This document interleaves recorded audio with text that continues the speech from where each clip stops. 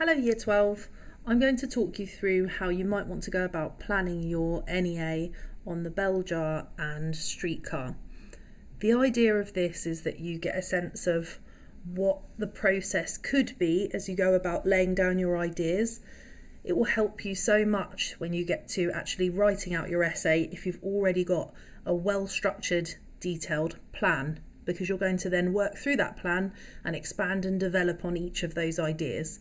If you start your NEA blind, it's going to be confusing, it's going to be mixed up, you probably won't have the detail or the references that you need. It's going to be much harder. So go through this step by step so that you can actually work on this and work on it so that it's actually might even turn out to be enjoyable rather than a real headache. So what I'm going to do is talk you through and walk you through how I would go about planning an essay similar to this. Now, I'm not going to use both of the texts that you guys are going to use because I don't want anyone to fall into the trap of just thinking that they can use my plan. So what I am going to do is use one of these texts, the bell jar, and then I'm going to imagine that my NEA is comparing with The Handmaid's Tale, another text that you guys know really well. And so I'm going to use those two texts to talk about the idea of female struggle. Okay, so that's my area that I'm looking at. If we think about this in terms of what stage I would be at, so I would be at the stage where I haven't quite perhaps formulated my question. I know lots of you have already got your questions, that's excellent, but I do know my area of study. You've got to know your area of study by now. If you don't know that area, you're really behind. So please do focus on zooming in on what you want to look at for your NEA before you go any further. It's vital you've got that. You can't start planning until you know what your focus of your essay is going to be. So as you can see at the top here, I've got it on a sensible font, Times New Roman, and I've got it on a sensible font size, which is 12. And I'm just going to put for the top of my plan my two texts, so The Handmaid's Tale and the bell jar. And I know that Atwood is the author of The Handmaid's Tale, and I know that Plath is the author of the bell jar. And so what I'm going to do is always refer back to them by their proper names with the capital letters for proper nouns. And also I'm going to make sure that whenever I write out The Handmaid's Tale or the bell jar in my real NEA, I'm making sure that I'm filling it out like this. I'm not just writing bell jar, I'm not writing the with a lowercase t, I'm not writing bell jar with lowercase letters, I'm not writing Handmaid's Tale, I'm not ignoring this apostrophe here, making sure that we have got the correct spellings for each of these words, please. And then for going on with my plan, I'm going to think about what areas I might want to look at. So if I said that my theme, my overarching theme is going to be women's struggles. Okay, let's say that. So the struggle of the female protagonists within my two texts. So what then do I do next? So I've got this, I've got my two texts, I've got my theme or my area that I'm going to be looking at. I might have my question. If I had my question, I'd just write it here. Then I would think about the areas that I want to look at within these two texts. So in terms of themes connected to women's struggle, I know that isolation is a theme. I know that sex and sexuality is a theme. I know that the idea of, I'm just looking at my own notes here, I know that the idea of oppression, constraint, and lack of free will. This is all kind of one idea, isn't it? So I'm going to put all of that together as one of my subheadings as well. So this is going to be underlined. These three are going to be underlined as subheadings for the moment. I'll probably need a fourth idea as well, but for the moment I'm just going to stick with those three ideas that have come to me as my first impulses. The idea of this plan is that you are getting ideas down, you're getting your thoughts down. Don't feel like, oh, I don't quite know how to phrase that. Write it down how you think that you need to phrase it and then go back to it. This is the kind of skeleton of your essay.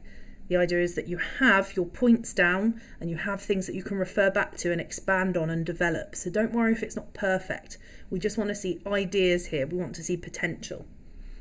So if I'm looking at isolation, what then do I know about isolation within both of the texts? And I just, so that you know, I don't have the text in front of me. All I have is a little notebook that I started to jot down some ideas on when I thought that I would make this video for you. And then as I was doing that, I thought, well, why not do a kind of live modelling of how I would plan this out? So the first thing that I'd do is think about isolation. So in terms of both of these texts, they're both first person narratives. Okay, so immediately we've got AO4 in there, haven't we? Because that is a comparison between the two texts. The fact that they're first person narratives, well, how does that connect with isolation? It's one perspective. It's limited. Unreliable, perhaps. We know that Esther has mental health issues. Put my capital letter in there. Mental health issues. And we know that Offred has been indoctrinated.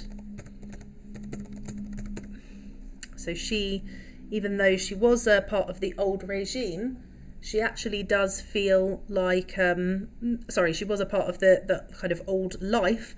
As a part of this new regime, she does feel like she almost understands their perspective, even though she doesn't like to admit that.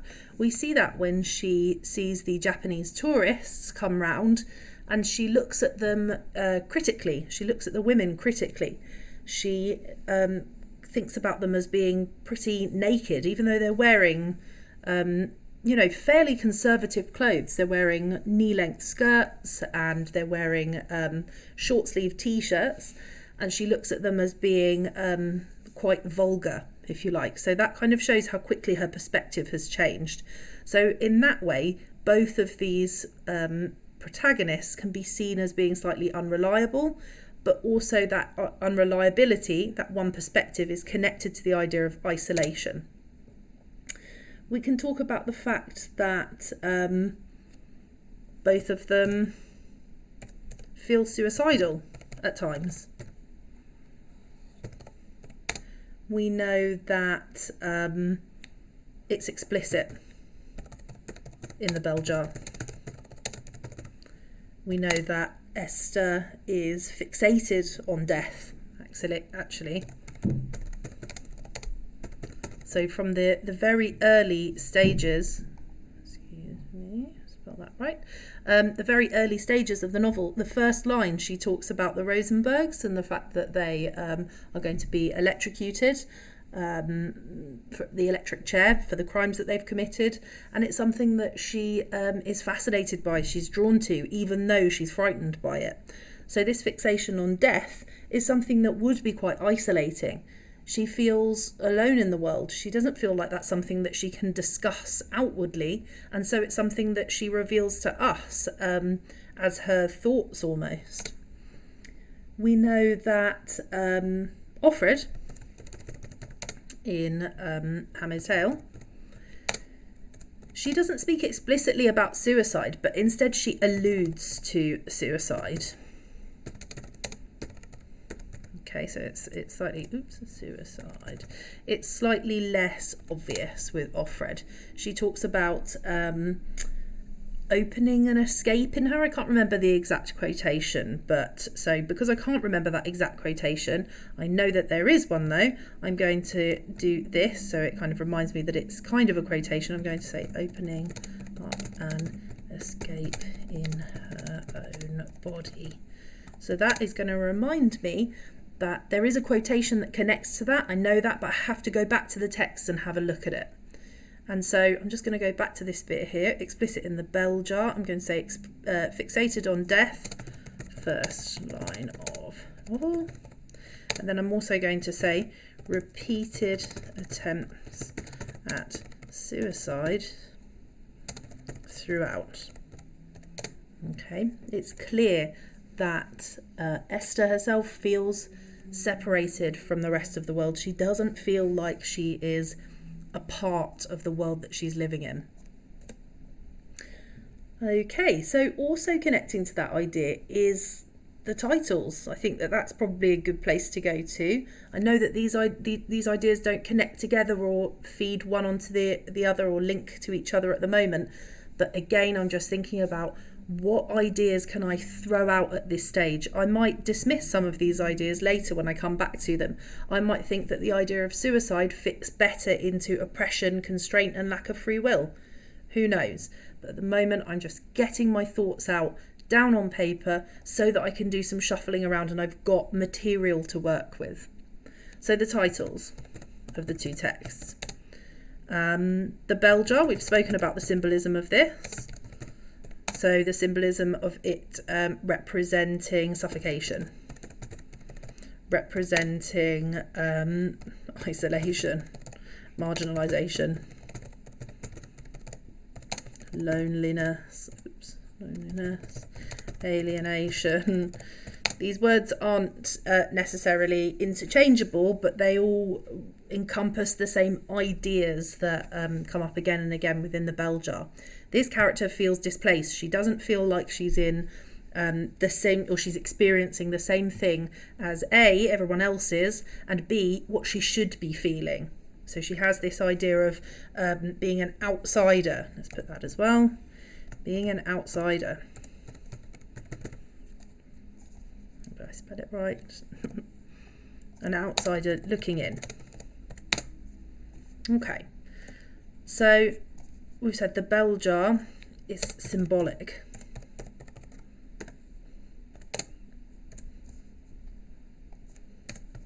So that's your AO1 and AO2 there. You're showing that you understand the overarching ideas within the text, but you're also demonstrating that you can pick apart some of the language as well. So it's not the best AO2 that I've ever seen, but it's a really good start in thinking about what those actual words that the writer has chosen to use are representing and what they're representative of.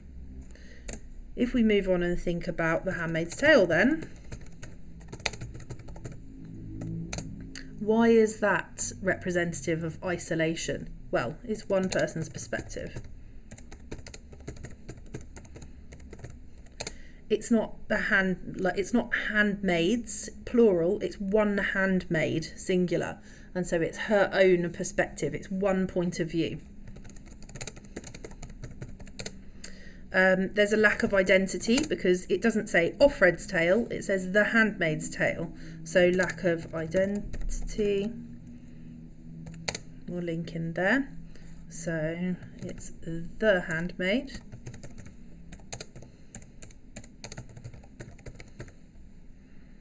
Okay, and then also we have this word tale, which suggests that it's not necessarily the truth. Okay, so that's something that you could obviously go back to and delve into a bit more, but tale implies that it is perhaps unreliable, linking back to our first idea there. So unreliable, questionable. And so if someone is being seen as being unreliable and they're being questioned, well, perhaps that makes them feel isolated. So we're kind of coming back in full circle here, aren't we? The Handmaid's Tale suggests perhaps unreliability. It's one point of view and we get a lack of identity there. You can connect those two ideas that both of the titles are really important in both of these texts. You can try doing that same thing with the bell jar and A Streetcar Named Desire as well. Think about the symbolism that we spoke about of the streetcar itself, why desire is so important within the play. And one more thing that I want to put in here is the idea of a kind of overarching idea. Isolation. I remember that in lesson 9, when you were doing Streetcar, there was an article about female victims by Ruth Foley. So I remember that from the lessons that I set, but you should remember that from the lessons that you're working through as well. And you can still access that. So I think that the article was called Female Victims. I can't remember. Female Victims in Literature, I think it was called.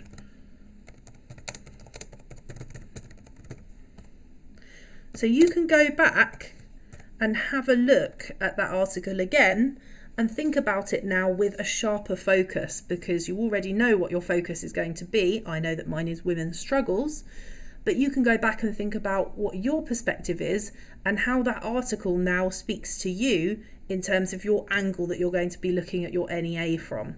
So use those resources that you've already been given. Don't just think, oh, well, I'm stuck now, I don't know what to write about. Be a little bit independent. Go back and be methodically looking through all of the things that you've done already. Look back through your notes that you've been making. Look back at some of the videos that you've had made for you. The one that I've done recently on the psychological case study, the one that Mr. Edwards has just done on the context. Look back at those videos. They're not a one-time offer. Okay, so our second idea is going to be sex and sexuality. So the reason that I thought about this is because there's a really powerful image within The Handmaid's Tale that, since I first read it, has stuck with me. And that is when Offred says, "We are two-legged wombs. That's all." Okay, like I said, I don't have the text here, but I remember that. It stood out to me. So that's The Handmaid's Tale. And the reason it stood out to me is because it's using a form of metaphor. I believe it's synecdoche. Yeah. Okay, so this is using synecdoche, which is a form of metaphor, where you use a part of something to represent the whole. Okay, so in this case, the part is the womb, and it's representing the whole, the woman. So synecdoche, we're not just saying, using this fancy word and saying, this is what it is, isn't that great? We have to use that and explain why that is important. And the reason that that synecdoche is so important and so powerful here is because it essentially, it distills women down to their primary function in Gilead. While you are planning, if you think of a sentence where you think, I'm going to use that, that's going to work really well for my actual NEA, write it in your plan anyway. And then what you might want to do is highlight it. So I'm going to do this because I think, oh, actually, that's a pretty good, I've articulated that pretty successfully. So I'm going to highlight that there, and I know that that's actually a good sentence for me to use to just literally pick out and use in my actual NEA when I'm doing that. I think that metaphorical phrase is so powerful. It's something that we would perhaps try and find a similar metaphor or a synecdoche, because obviously synecdoche is a type of metaphor. We'd try and find a similar one within the bell jar, but at the moment I can't think of a similar one. So, but what I can think about when we think about sex and sexuality is the idea of purity. And actually Esther says in the bell jar, she talks about this idea of being pure. It's quite close to the beginning. I think she says, when I was 19, pureness was the great issue. I'm kind of remembering that. That might not be exactly the quotation. I'm going to do that in.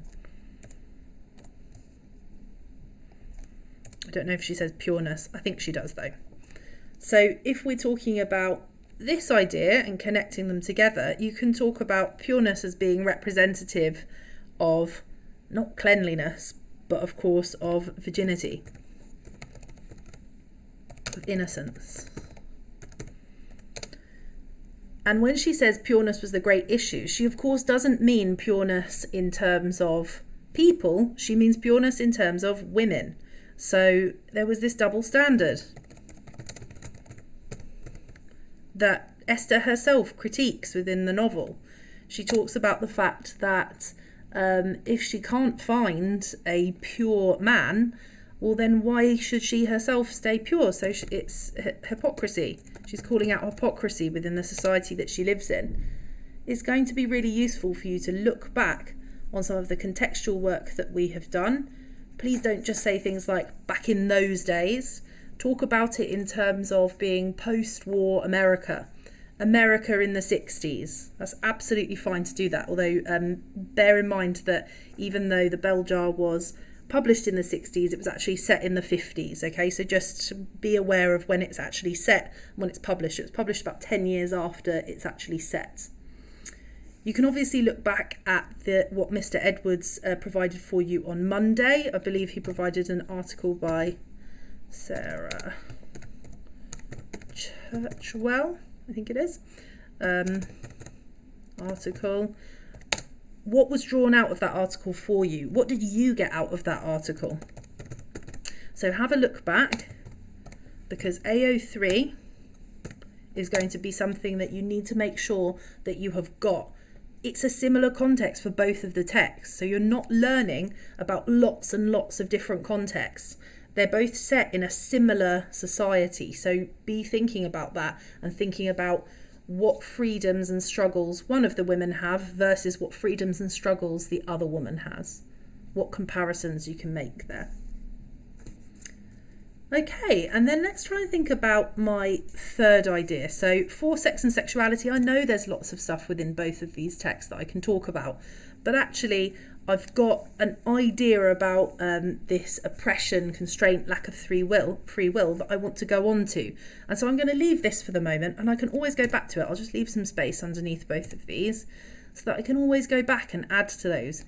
This is a plan. It's a working document. It's not something that's supposed to be polished and beautiful. It just needs to be functional. So make sure that yours is functional.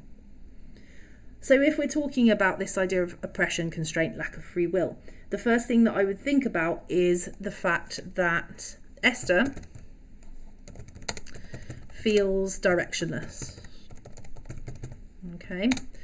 She says, I wasn't steering anything, not even myself.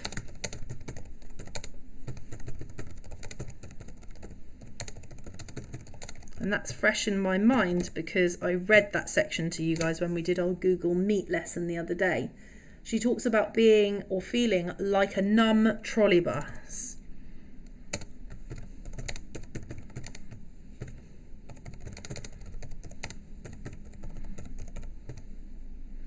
Something that's kind of aimless, hard to control.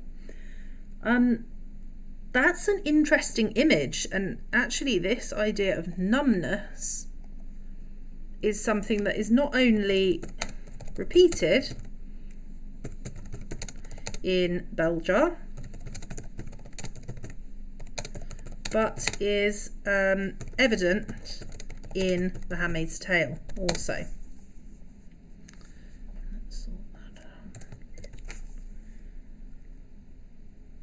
This idea of numbness, it links to perhaps, although again it's not really explicit, it links to the idea of indoctrination. It links to the idea of Esther struggling against societal norms. She doesn't feel like she can stick to those societal norms. She doesn't feel like, because she feels, Esther spelled it wrong, because she feels like someone who is an outsider, she feels like she can see the indoctrination taking place in women all across America at that time, and it's something that makes her feel uncomfortable. It's something that makes her feel like some sort of alien, and almost like she's living in a dystopian society.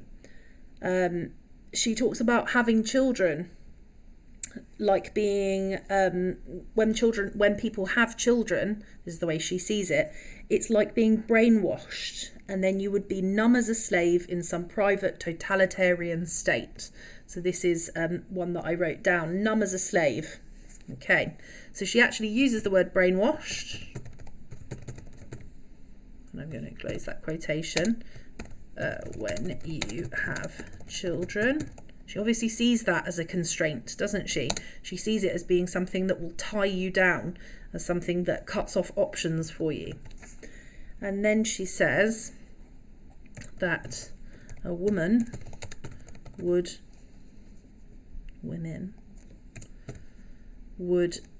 be numb as a slave in some private totalitarian state. Fascinating if we're thinking about comparing that with The Handmaid's Tale, because obviously she's talking about a metaphorical, nightmarish, totalitarian state that's inside her head, whereas Offred is actually living that situation.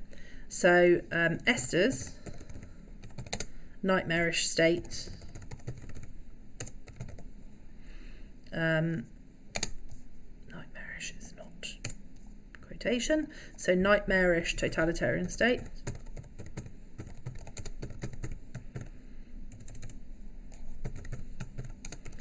is inside her head. It's her perspective. Whereas Offred is living this nightmare. Offred is actually seen as someone who is just used for their body and what it can produce, i.e. children. Whereas Esther, even though she feels like she's in that situation, those rules are unsaid and they're not actually enforced. So even though Esther does feel constrained, she's obviously not going through the same situation that someone like Offred would be going through. So we can connect this again to our context, the idea of the 1960s being a period of growing self-awareness for women, them realising that they have a complete lack of fundamental rights, and there is a huge imbalance between men and women's rights. Imbalance of rights, fundamental lack of those things that they need and that would be. It is her perspective. Yep. And then obviously we can connect this really, really closely. If we think about The Handmaid's Tale, we can connect this to the idea of the ceremony. It is a time where Offred absolutely has no autonomy. So she has no autonomy. She has no say over what happens to her own body. It contributes to a loss of identity. Offred feels like she's almost watching it from the outside, and in fact, when she describes that situation, she describes it in a completely emotionless way. Whereas even though Esther is quite wry, her tone is quite wry when she's talking about this, the observations that she has of the imbalance within society, we know that it has an impact upon her because her mental health, her decline in her mental health is clear from the beginning actually of the text. Whereas with Offred, it's not something that's explicit. It's not explicit that she's suffering mentally, but we can infer that she is through the situation that she's going through. I think that it's a good idea at this point as well to draw in some of the other texts that we've been given. So again, I told you about the psychological case study that I went through the beginning of it with you.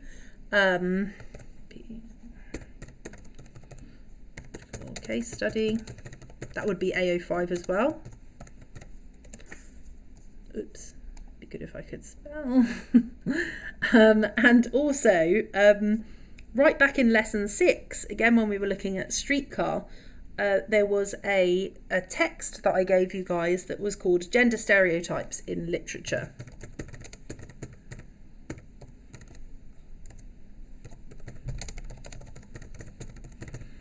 Okay, so that's AO5 as well. And there's a number of people within that, Co-Prince, Russell, talking about the idea of abuse of women. Even though that text that I gave you was not in relation to the bell jar, look at it now that you've read the bell jar and see what you can transfer over. There's going to be really interesting things that cross over between these two texts, and it's your job now to demonstrate that you can take details from one text, you can synthesize that information, and then you can apply it to another text. This is what you are demonstrating as A-level students. The idea is not necessarily that you are just gathering up all of this knowledge. You have to be able to synthesize it and have your own perspective on it and present it in a different way, or present it so that you're demonstrating that you understand some of the nuances and arguments within those texts. You're not just saying, this is what I've heard here, so I'm just going to write it down again here. So try now, please, try to zoom in on what your actual area of study is going to be. Try to get 3, 4 or 5 maybe areas that you are going to be looking at in detail. You need to try and make sure that this plan is detailed to support you, as I said, in your next stages. You can add to this. You can send us a plan that looks something like this, and we can support you then. But if we don't have anything to see, if you're just saying, I don't really know where to go next, well, we can't help you. We can just encourage you to be getting your ideas down. You need to decide what your area is going to be. You need to make sure that you're presenting that to us immediately. If you haven't done so already, do it today, please. And then by Monday, so that is Monday let me just have a quick look. That is Monday the 18th. You need to be providing us with this plan so that we can see where you are and we can check your progress on this, and we can also then support you in the next stages. Then you have from Monday the 18th here until Monday the 1st of June to write up your whole NEA. This is your first draft, but as I've said in our lesson today, you need to make sure that it is around 2,000 words. We won't be accepting 600, 700, 800 words. It needs to be a full first draft.